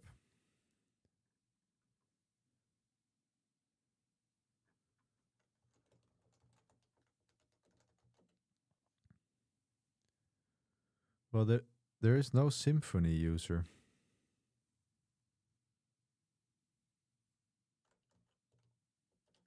Grab sim. No.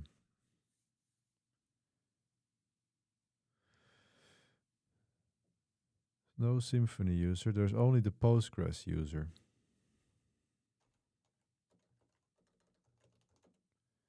And the entry point.sh, that is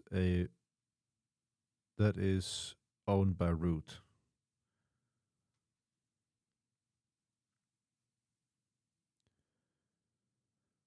So this is so if the entry point, like without schmodding it, can it then be run as like then it would have to be schmodded in the Docker file, right?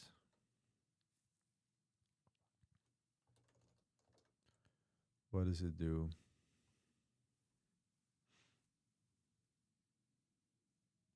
cd Wallabag. It install. Yeah, here suc. It runs commands as super user.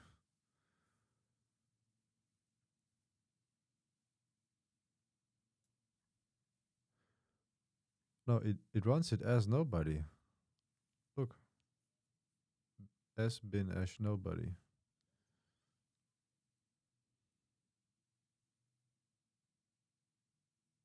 It runs that as nobody. That's interesting.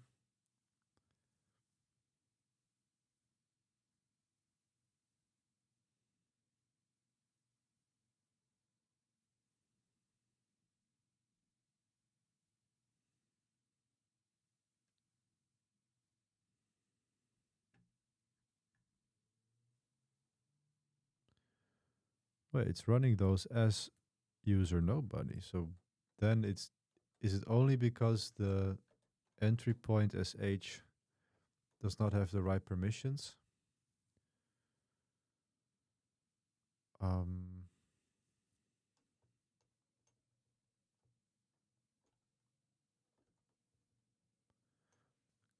can I fix that outside of the Docker file?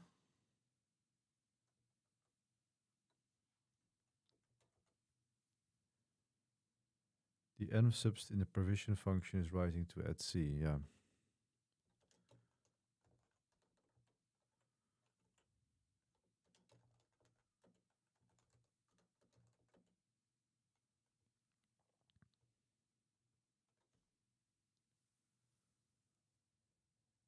Yeah. So the question is who owns this directory?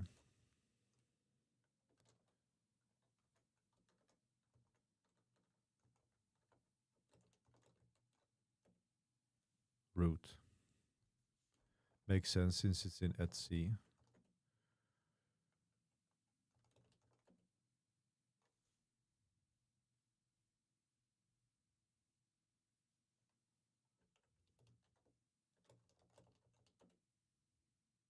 Yeah. So this directory is also owned by root. So it will have to run as root then. If not, I would have to fork the Docker file.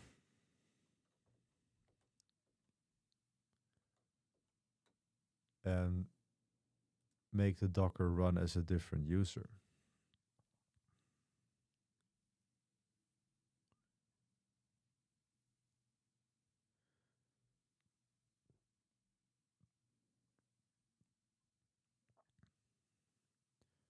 I mean, it does do some ch owning in the Docker file here, right? Where was it here? So ch own nobody war Wallabag. It does an env subst.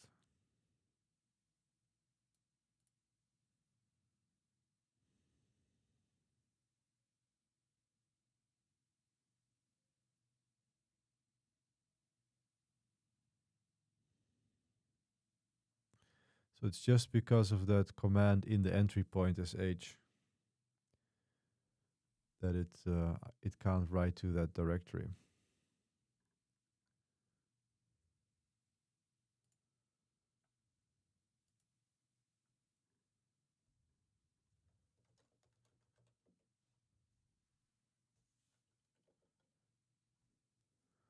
Oh well. Some containers, like if I want to, I could. I'm just going to write a note for myself. Env subst is writing to etc php and needs privileges.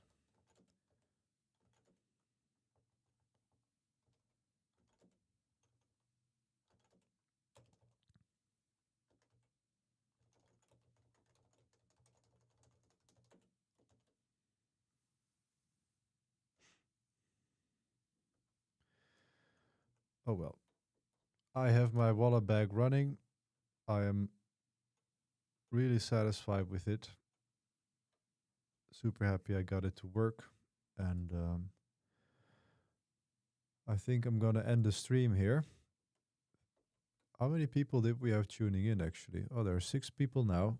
I had 10 concurrent viewers. That's nice. Thanks everybody for tuning in. I'm going to have myself a cup of tea and save some articles and check out how this everything looks on my iPad. I will make a short video about this in the future of just deploying it from A to Z, because there's no content about that out there yet, not as far as I could find. So stay tuned for that. Thank you very much, everybody, and have a good Saturday evening. Bye bye.